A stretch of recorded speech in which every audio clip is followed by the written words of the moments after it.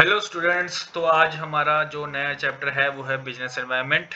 तो लास्ट के कुछ चैप्टर हमने कर लिए हुए हैं और नेक्स्ट थर्ड चैप्टर है बिजनेस एनवायरनमेंट। इसके बारे में आइए हम देखते हैं। तो सबसे पहले हम इसका मीनिंग देख लेते हैं कि मीनिंग है क्या इसमें। तो देखिए, बिजनेस एनवायरनमेंट, सबसे पहले इसमें मैं आपको अच्छे से बता दूंगा कि बिजनेस और एनवायरनमेंट दोनों का क्या कॉम्बिनेशन है, और कोशिश करूंगा कि आपको इस मीनिंग से बाकी सारे टॉपिक्स अच्छे से कवर हो पाए। ठीक है। तो देखिए, बिजनेस और एनवायरनमेंट का मतलब क्या था। बिजनेस मीन्स जो आप ट्रेड करते हो, जो परचेज सेल करते हो वो, और एनवायरनमेंट का मतलब होता है आपके आसपास का जो सराउंडिंग्स हैं।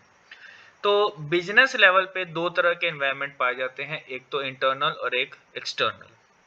जो इंटरनल इन्वायरमेंट है उसको तो आप कंट्रोल कर सकते हो, जैसे इंफ्रास्ट्रक्चर कैसा होना चाहिए, स्टाफ कैसा होना चाहिए, या अगर हम बात करें कि रॉ मटेरियल कहाँ से लेके आना है, हमने कोई मशीन लेके आनी है, तो ये सारी चीज़ें जो होती हैं वो आपके इंटरनल इन्वायरमेंट के साथ बिलोंग करती हैं। अगर हम बात करें एक्सटर्नल इन्वायरमेंट की, तो वो हमारे कंट्रोल में नहीं है। अगर वो हमारे कंट्रोल में नहीं है, बियॉन्ड द कंट्रोल है, बट फिर भी वो हमारे कंपनी के ऊपर, हमारे बिजनेस के ऊपर अफेक्ट करती हैं। तो वो इंडिविजुअल्स या वो इंस्टीट्यूशंस, ठीक है, या वो कोई भी चीज़, ऐसे कोई भी फोर्स जो हमारे कंट्रोल में नहीं है बट वो क्या करती हैं, हमारे परफॉर्मेंस को अफेक्ट करती हैं, वो है आपका बिजनेस एनवायरनमेंट। तो दो इन्वायरमेंट ध्यान रखना, एक तो जो कंट्रोलेबल होगा और दूसरा जो कंट्रोलेबल नहीं होगा। ठीक है। अब उसके अंदर जैसे मान लीजिए आपका आ जाता है इकोनॉमिक, सोशल है, पॉलिटिकल है, टेक्नोलॉजिकल है, बाकी कुछ भी और भी जो फोर्सेस होते हैं वो आपके बिजनेस के ऊपर डायरेक्टली और इनडायरेक्टली दोनों तरीके से अफेक्ट करते हैं। हमने वही चीज देखनी है कि कौन कौन सी ऐसी चीजें हैं जो आपके बिजनेस के ऊपर अफेक्ट करती हैं और इसका प्रभाव क्या पड़ता है। जैसे एग्जांपल के तौर पे अगर हम लें कि गवर्नमेंट जो है वो चेंज हो गई, सिंपल एग्जांपल है। ठीक है, गवर्नमेंट अगर चेंज हो गई, हालांकि यहाँ पे कुछ और टेक्निकल वर्ड्स भी हैं, तो मैं आपको एक सिंपल एग्जांपल देता हूँ कि अगर मान लो गवर्नमेंट चेंज होगी, कोई भी गवर्नमेंट आएगी, उसने अपने तरीके से काम करना है, अपने तरीके से उसके पॉलिसीज होंगी, बहुत सारी चीज़ें हैं जो उसने अपने अकॉर्डिंग चेंज कर देने हैं। आपका जो भी बिजनेस है आपको भी चेंज करना पड़ेगा as per new government policy. तो ये एक छोटी सी एग्जांपल थी। इसमें और कौन कौन सी चीज़ें शामिल होती हैं, तो हम फीचर्स देख लेते हैं। तो सबसे पहला फीचर आता है totality of external forces. Business environment जो है बिल्कुल पूरी तरीके से एक्सटर्नल फोर्सेस के ऊपर डिपेंड करता है, ये आपको बात माननी पड़ेगी। इसमें क्या है कि आपका जो बाहर वाला जो एनवायरनमेंट है, एक्सटर्नल फोर्सेस हैं, वो आपके बिजनेस को काफ़ी हद तक जो है प्रभावित करेगा, उसको इम्पैक्ट डालेगा।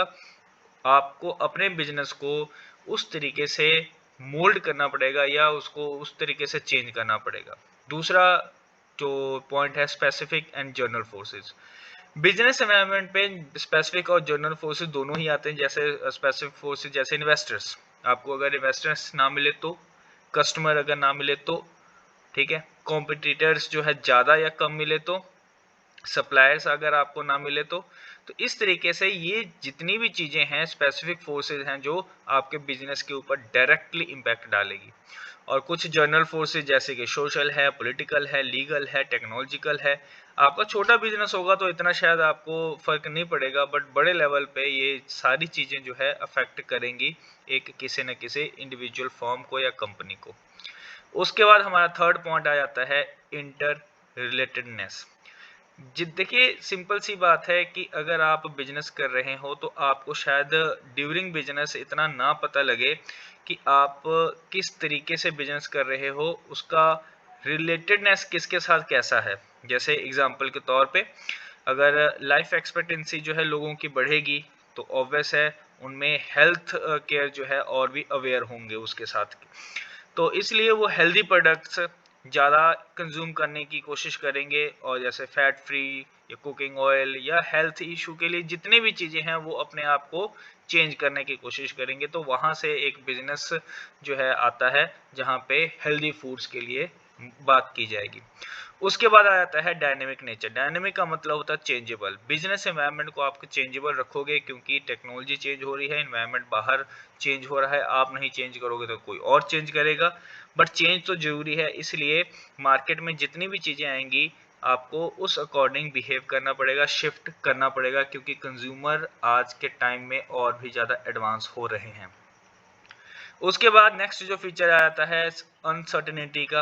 अनसर्टेनिटी की बात अगर हम करें कि बिजनेस लेवल में बिजनेस एनवायरनमेंट कभी भी सर्टेन नहीं है, फ्यूचर का कुछ पता नहीं है कि कैसा फ्यूचर होगा, कैसा है, किस तरीके से एनवायरनमेंट चेंज करेगा, कितना चेंज होगा। इसलिए हम बात करते हैं अनसर्टेनिटी की। एग्जाम्पल के तौर पे फैशन की दुनिया जो है बहुत ही अनसर्टेन है, क्योंकि कितनी टाइम में कैसा फैशन आ जाए ये कोई भी बता नहीं सकता। उसके बाद नेक्स्ट अगर फीचर हम बात करते हैं कम्प्लेक्सिटी। कम्प्लेक्सिटी का मतलब होता है उलझा हुआ। तो बिजनेस सोचना नो डाउट इजी है, बट करना बहुत ज़्यादा डिफ़िकल्ट है। उसमें बहुत सारी ऐसी चीज़ें हैं जो डायरेक्टली और इनडायरेक्टली दोनों तरीके से अफेक्ट करेंगे आपके बिजनेस को।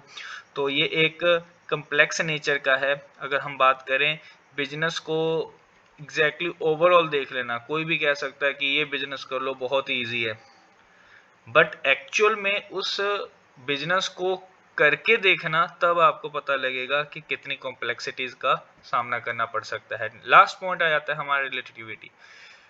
देखिए बिजनेस एनवायरनमेंट बिल्कुल बहुत तरीके से रिलेट करता है। मान लीजिए अगर आपकी कंट्री जो है, इंडिया की कंट्री है, यूएसए, चाइना, पाकिस्तान, इन सभी अलग अलग देशों के साथ अलग अलग तरीके के रिलेशन हैं। जिस कंट्री के साथ अच्छे रिलेशन होंगे तो वहाँ पे आप एक्सपोर्ट भी कर सकते हो, बट जिस कंट्री के साथ अच्छे रिलेशन नहीं होंगे तो आप वहाँ पे एक्सपोर्ट नहीं कर सकते या वहाँ से कोई चीज़ नहीं मंगवा सकते। ठीक है, तो ये था आपका मीनिंग बिजनेस एनवायरनमेंट का और उसके फीचर्स। बाकी हम नेक्स्ट वीडियो में देखते हैं।